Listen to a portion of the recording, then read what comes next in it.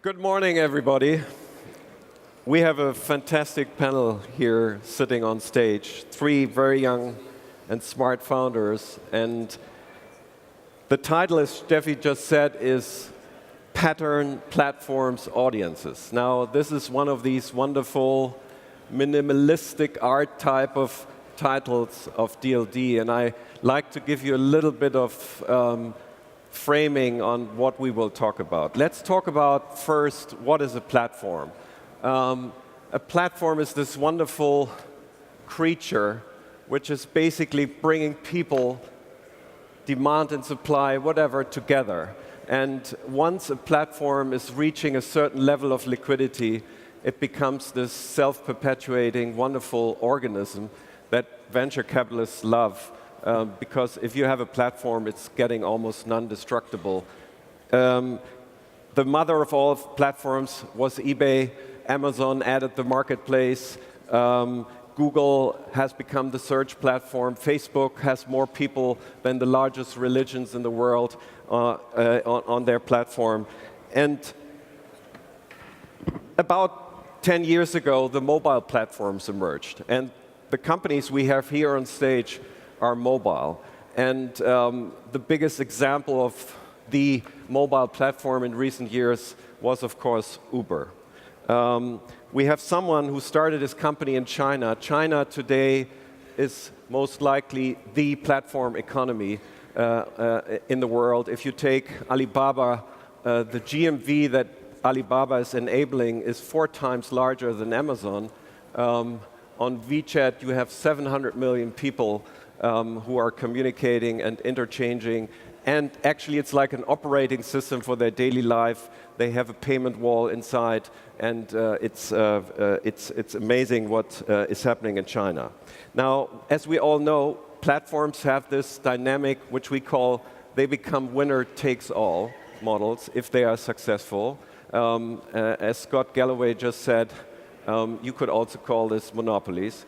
And that's the nice thing about these models, but that's also what is currently rightfully so significantly criticized. Now, let me come and start with my panel.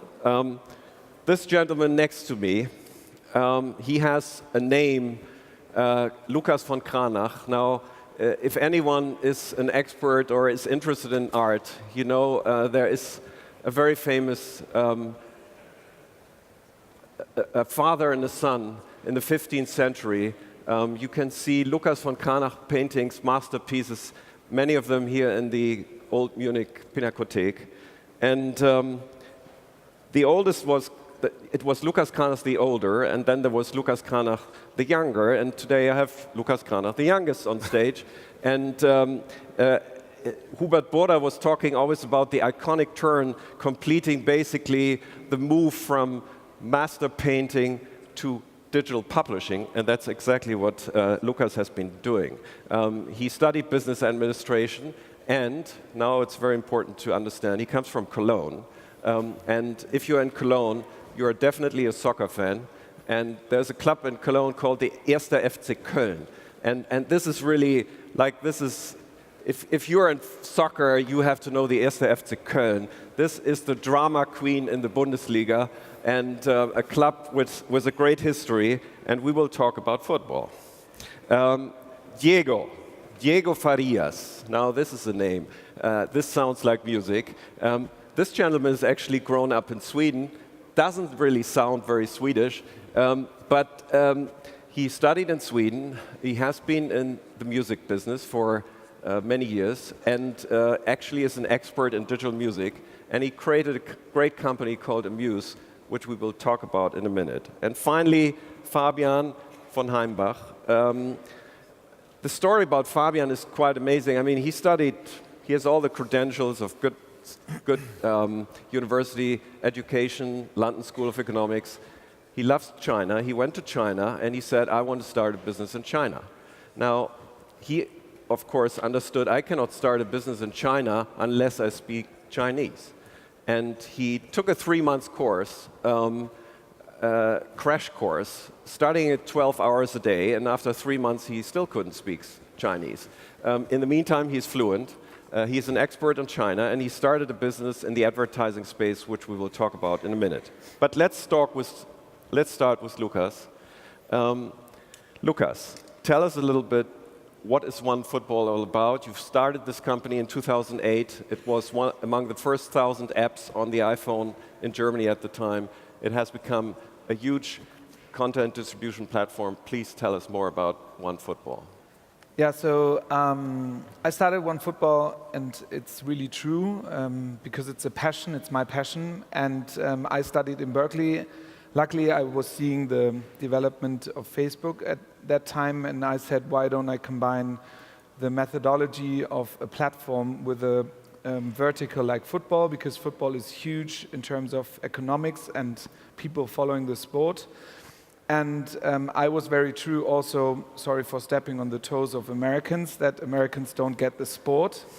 So there was a big chance for us to build it. And literally the idea was to build a media platform aggregating and curating all the content which is available around football and putting that into one experience and making that accessible to every football fan globally. And now, 10 years later, when we were the first, one of the first apps globally on iOS, I think we succeeded quite well.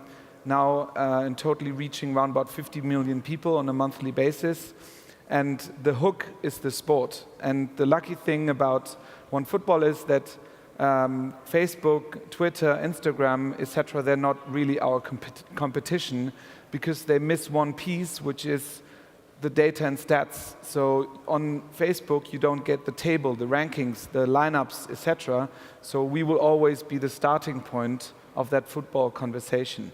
Give us some numbers. How big is OneFootball? So yeah, we're reaching 50 million people globally. And 50 million? 50 million, and we're spread across all the big markets, so literally all the dominating football markets, which are luckily also very important and interesting from a commercial perspective.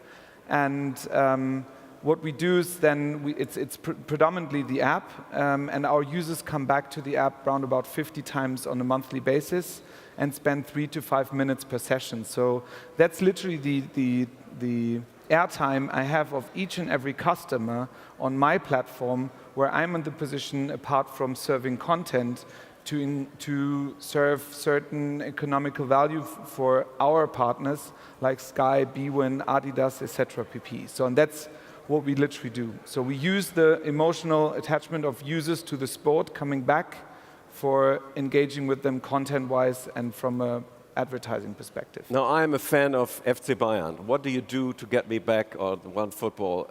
We're living in this attention economy. You need to get me hooked to your OneFootball app. What do you do? Yeah, so when you download the app, the first question I ask you is what's your favorite club? And we had that yesterday.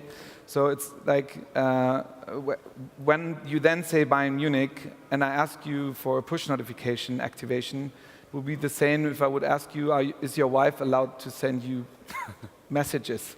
So you wouldn't say no to that. And that's the reason why more than 90% of our users activate push, which I believe is one of the strongest CRM tools in digital, especially on mobile today, because it's on your lock screen. And that's why we are in the position then, when you're a Bayern Munich fan in German, to bring you back to the app on a daily, on a weekly basis, because we know what's relevant to you in terms of your club. What is the typical user of your app? Is that a fan of the football club, or is it? Yeah. So the typical fans are millennials. So the majority of our users are below 34. Because these users are looking for aggregates, so they don't want to go to 1,000 different publishing sites and to Twitter, etc. They don't want to search; they want to get entertained, and predominantly it's real football fans. So this bullshit number like 3.5 billion people follow football is not true. That's maybe the final of the World Cup, but the real seasonal fans who come back every weekend, these are the ones which are very important to us. And these are how many? I would assume it's like in the 100 millions, but not in the billions. and let's say like 200 million, and I think we have quite a good market penetration, especially in that user segment we're looking into. And as you said, it's a winner-takes-it-all market. So we're hardly working on gaining the rest, but we also need to see that, this... Football, if you think about the market, what numbers are we talking? We talk billions of... Yeah, we talk 100 millions of fans, and we definitely talk tenth of billions of revenues, because there are certain revenues, verticals like betting, merchandising, ticketing, travel. The whole TV broadcasting business, it's a huge business. And my hypothesis was that by owning the user, and owning doesn't mean, and there I agree with Scott, what he said, it's what BuzzFeed and all these companies did. They were trying to reach out to all these consumers on digital media, but were not looking at owning these customers, so they are not really in the position to commercialize them. And we always said, it's better to have a big boat on a smaller river than a small boat on a big river, so let's focus on bringing people to the app and really being in the position to communicate and engage with them, and then also control the commercialization instead of building huge Facebook numbers and not knowing your customers, because it's Facebook customers. Let's move to Diego. Diego, tell us a little bit about Amuse. So Amuse is built on two powerful shifts in the music industry. The first part is obviously the do-it-yourself world that we all are so familiar with, everything from Facebook to Instagram to self-service tools, or people tinkering around with all sorts of stuff in their bedrooms, making music, making art, whatever it could be. The other thing is the big shift of digital music, creating footprints that give different types of indications on who is interacting with the music, how they are interacting with the music. So these two big changes or trends are what are basically fuel the Amuse system. So Amuse is a music. It's an application for artists. Artists can use the application for free to make their music available in services like Spotify, Apple Music, Deezer, Tidal, etc., etc. We serve the music to these services, so we're not a music player. And then when the music gets consumed on all of these services, we collect all of that data. We start looking at the big data patterns, the big trends that are happening inside of this data flow that's constant, because every time someone plays a song in any of these services, it creates all of these fantastic little tidbits of data.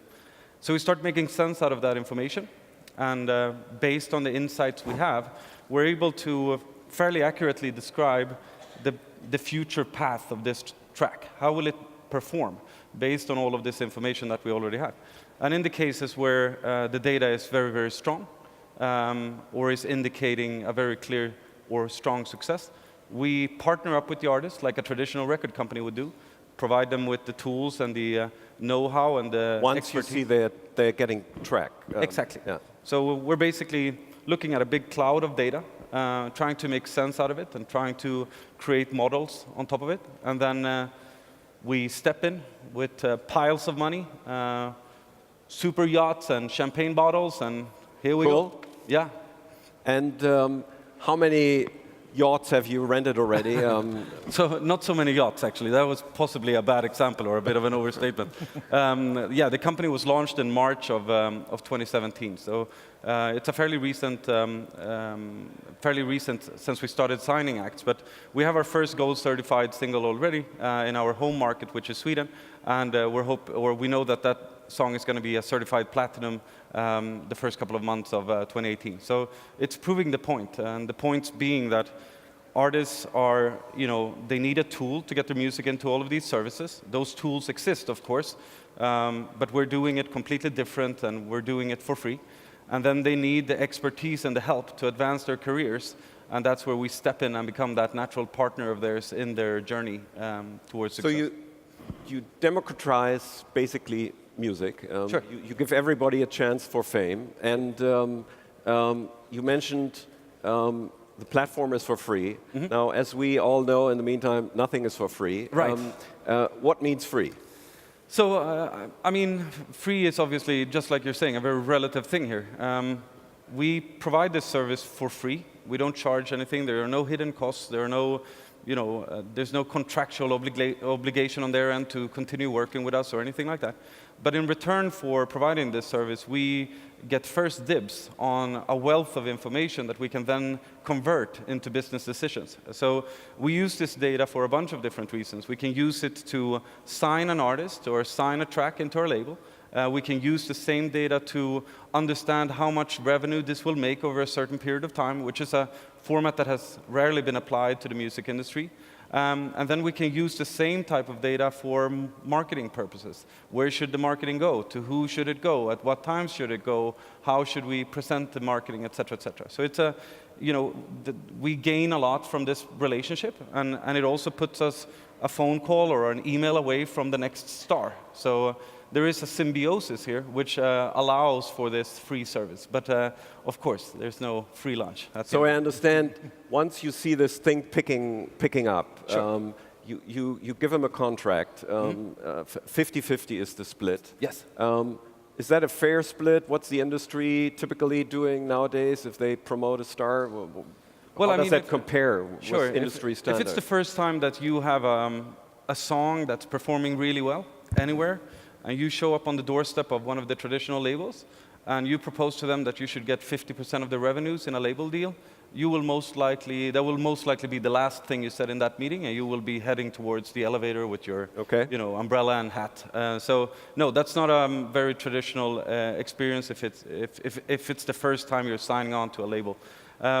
Is it fair? That's also a relative question, of course. We think that it's a fair deal.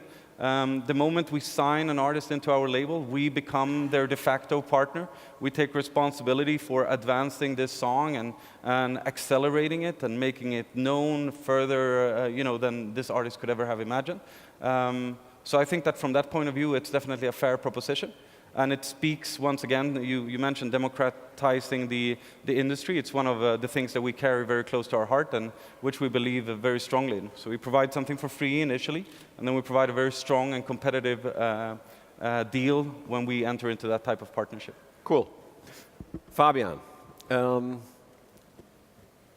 when I thought about your business model, it reminded me of a book by Michael Lewis called Flash Boys. About these traders at stock exchange who try to become faster and faster and faster in doing trading and doing basically front running.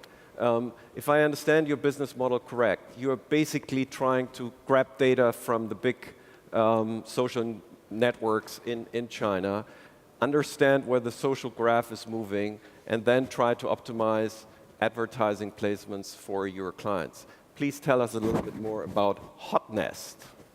Yeah, so at the beginning, as you said, I came to China, knew nothing about the market, so I also asked myself, what can you do, right? When we came there, or when I started, basically similar to Diego, when I started to understand the market, we looked at three big trends that are kind of changing the whole industry or the future of work. One is, and that's very similar to the West here, that in China, you have standardization of processes, so AI and big data will replace a lot of the human labor, right? That's one of the big trends that is in China as well. Then you have outsourcing, right? A lot of companies are more and more decentralized at this point. And the third trend is more related to China. In Chinese, it's called Xiaofei Shangji, which means consumer upgrade, and it means that China is now creating their own consumer brands. And so these are the three big trends. And then we came up with a platform. And that platform's value proposition is very simple. We enable businesses to grow. And how does that work in more concrete terms? We connect brands in China. There are more than 5 million brands and companies, right? It's a huge market in whatever you do, with marketing agencies, with consulting agencies. And then we also standardize a lot of the former very labor-intensive processes, right? And the thing you were just mentioning, the trend prediction and these things are some of the tools that we offer to some of our brands and companies, right? We crawl Chinese social media, we crawl Chinese e-commerce companies, and then we offer trend prediction tools as well, right? Now, I learned that your algorithm basically needs to constantly adapt because the big platforms try to keep you away from crawling them. So it's a kind of constant battle that you do to optimize your predictions. Yeah, the Chinese environment is a little bit different, as you all know, to the kind of model of Facebook and the Western model. In China, actually, the biggest issue about data is not necessarily the algorithm, because to be honest, a lot of the recommendation algorithms that Amazon uses or that a lot of companies use nowadays, they're very well researched. It's just difficult to train them. But in China, it's very difficult to just get the data, because Facebook, although a lot of people complain here, right, they're fairly open with their data. If you go to China, the environment is very closed. Alibaba, Tencent, the company that started WeChat, or Baidu, the big search engine, right? They're very closed about their data, and they will not allow you to crawl any of it. So you have to have algorithms that can anticipate when to crawl, when not to crawl, how much data to gather, and that's a big challenge in China. What was your biggest challenge you needed to get used to in China? I mean, frankly speaking, this is cutthroat competition in China. Everybody is trying to climb up. And as we know, if there's a good business model, tomorrow you have 100 copycats. How did you go about that, and what challenges were you facing when you were starting Hot Nest? Well, many challenges, I guess. I mean, starting a company, as you guys all know, is very difficult, no matter where you do it, right? But then in China, the obvious things that are on top of that came for me are the language, right? The different culture, how you do business. It's a very much relationship-based society. Contracts are not as important. Of course, it's a generalization. Contracts also get more and more important, but it's still more relationship-based, right? So trust is really important, and a lot of these issues, right? And then from a tech perspective, as I was just saying, things that are very developed here, such as data analytics and these things, many things are just not possible, right? And it shows you a different kind of environment, right? We always complain about Facebook, we complain about Amazon and these companies, but if you go to China, obviously a lot of the things are more developed, like social e-commerce, but from a data perspective, it's very challenging, right? If you want to do data analytics there. Yeah. Lukas, I'm a simple merchant. You are in the business 10 years now. You have raised several rounds. You have great investors, Union Square, Lakestar, Early Bird. What's the business model? How you make money?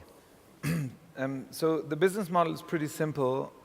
In terms of, as I just mentioned, we were looking at the different revenue verticals specifically in the sport of football. And there are the categories of betting, merchandising, OTT services, etc. And all these companies in digital transformation, they need to engage with customers. And that's mainly what my hypothesis that the majority of the companies in these revenue verticals in football are actually not really B2C brands, they're B2B2C brands.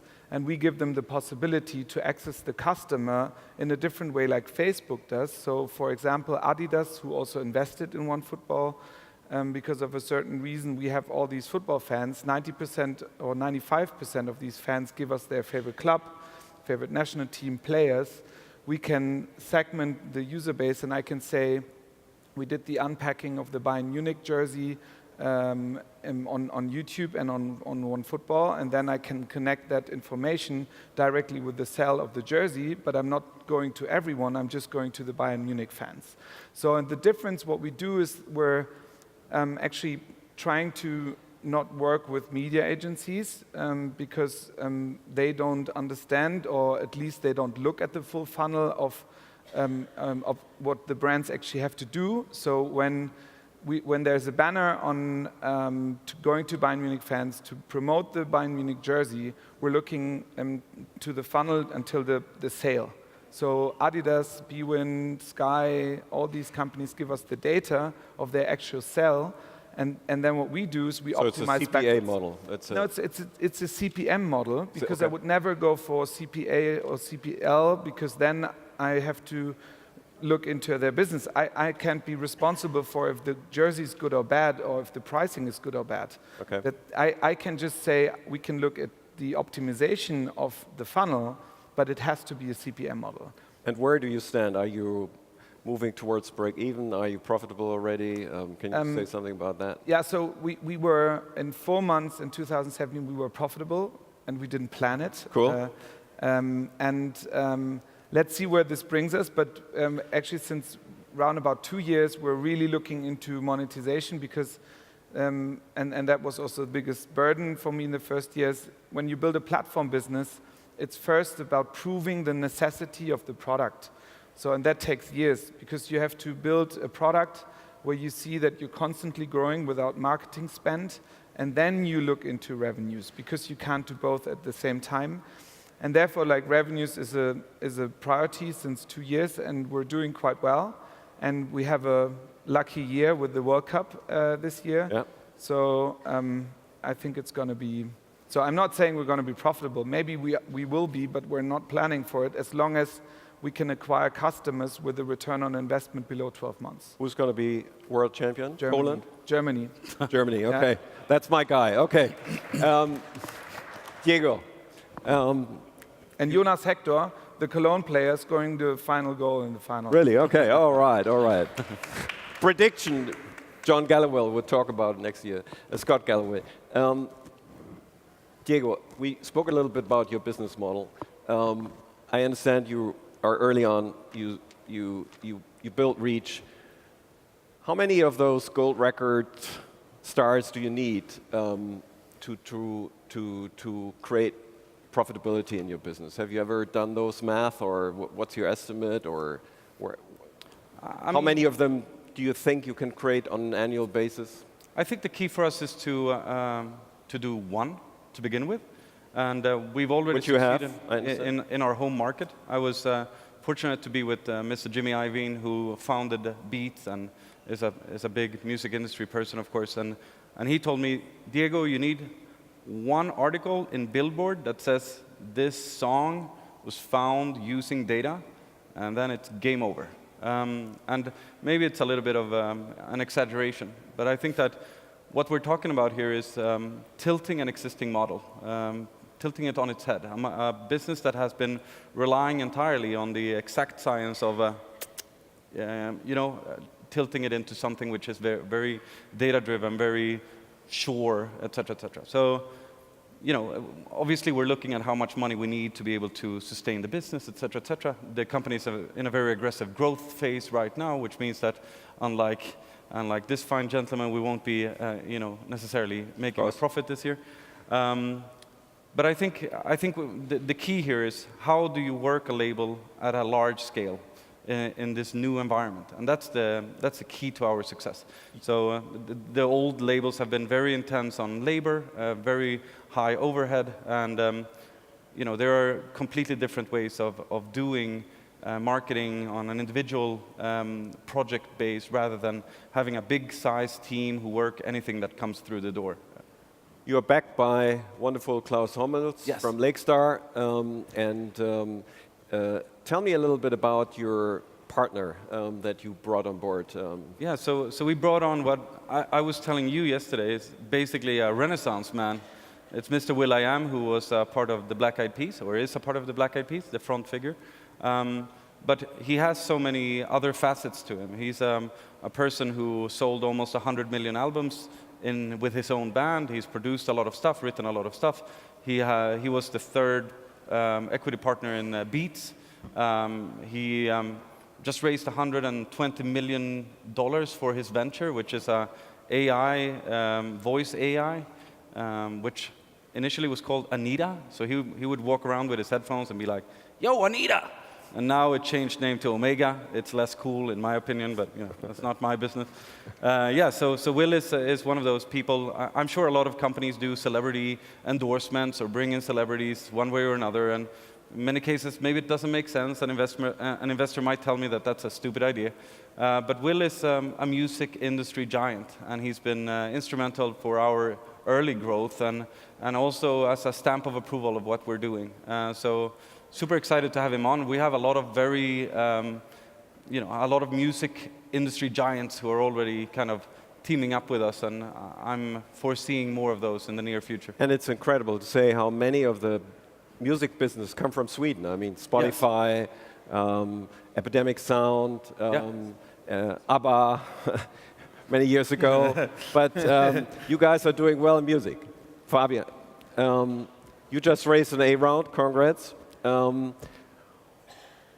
How are you moving forward in terms of monetizing your business? What's the business model? Talk a little bit about it. Well, as was already said, like a platform is a winner-takes-it-all market, right? And especially in China, if you think, and one thing you also mentioned correctly is it's a huge, like once something is funded or is going well, a lot of other people will do it as well. If I give you one example, Instagram, I think when Instagram came out, I think in China there were like 10,000 different Instagram clones and 200 of them very well funded. And now I think there are probably still 20 left that are still doing fairly well. So the same will be true for us, right? We're now doing quite well, so we have to not necessarily look at profitability very soon. Especially China is such a vast market, right? 1.3 billion people. Middle class will be 700 million people by 2030. So it's such a vast market that you do not want to, you need to grow as fast as possible. You cannot be profitable too soon. And in terms of business model, for us the goal is to get as many brands as customer as possible. So now we work with very big brands. We work with LVMH Group. We work with very big Chinese companies, the biggest Chinese insurer, and a lot of these big agencies such as Publicis and a lot of local agencies. But our real target market in China, and I think that's also the biggest opportunity for anybody going there, is the SME sector, right? The small and medium-sized companies, and that's where I already mentioned China has 5 million of those. So there's no need to internationalize. For example, you can just stay in China because the local market is already big enough. And for us, the main model is just to get as many of these SMEs on our platform to do marketing, to do consulting as possible. Yeah. And you basically take a revenue cut? Or? We take a cut, as well as we offer the tools to automatize parts of the processes. So one thing you already mentioned, if you understand a little bit about the advertising agency or agency world in general, they do a lot of pitching, right? So they would, the most laborious process actually as an advertising agency is you pitch a lot, but there's no success and you have to waste a lot of time, right? So we standardize that whole process. And we also give the people the tools, like a small tool, as you said, to predict trends, right? Before you were searching a lot on Chinese social media and on e-commerce stores, what's trending, what should I write about, what should I base my content about? And we just offer the people the tool to do it in minutes, and then they can see these things. Right? And advertising formats are advertorials, or video, or it can be banners. anything marketing, advertising, or consulting related. So if you're a brand, you want to do social media advertising, we will help you find the agency, we will standardize the process for you, we'll track the KPIs for you, we will also do the payment processes for you. And we've done this so far for over 2,000 brands. And we have categorized over 500,000 providers in China. And there are obviously millions of providers in China, so we're not closely there where we want to be. Is there a difference in China in terms of brand advertising taking place on the internet in higher scale than here in the West, where it's still very transactional? Well, the advertising market in China is by 2020 is going to be a $100 billion market, right? Just the advertising market. If you add consulting to it, if you add HR and legal, all the things our platform is going to move into, it's $400 or $500 billion market just in China, and that's kind of the scale, or that kind of exemplifies the scale of China. And the advertising is very similar. I guess the big difference in China's platforms are even more important. But what we see is that no matter if you do advertising on platforms, right, you still need providers that help you do it, because it's getting more and more difficult to do proper advertising. Even on Facebook, if you want to do a good Facebook advertising, or if you want to do good Amazon advertising, right, you still need people that help you do it, unless you have an own team to do it, right? But more and more we see, and that's the big trend, and that's what I was saying before, that people outsource, right? Big companies outsource a lot. They don't use necessarily the big agencies anymore. They use the smaller agencies to do whatever, consulting, marketing, and the small companies as well. They don't want to have the marketing team anymore. They just outsource to external providers because it's just cheaper and it saves them a lot of time and they can focus on their core business.